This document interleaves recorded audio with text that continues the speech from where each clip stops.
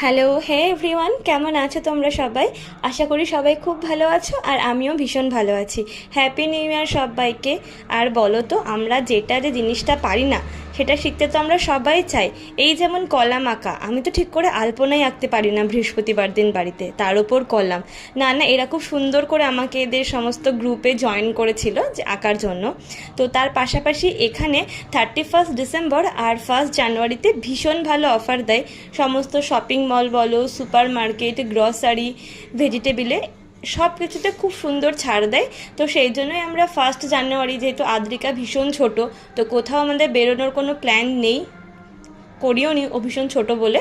তো এই পাশে সুপার মার্কেটে খুব ভালো অফার দিচ্ছিল, তো সেই জন্যই সেখানে পুরো মাসের আমরা গ্রসারি তুলতে গিয়েছিলাম।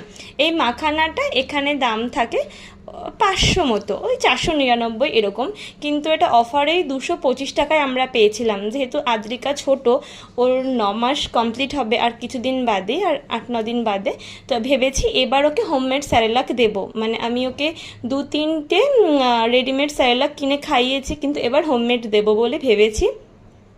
তো সেই জন্যই আমরা এখান থেকে মানে ড্রাই ফ্রুটসগুলো নিচ্ছিলাম। তো খুব ভালো বেশ অফার দিয়েছে।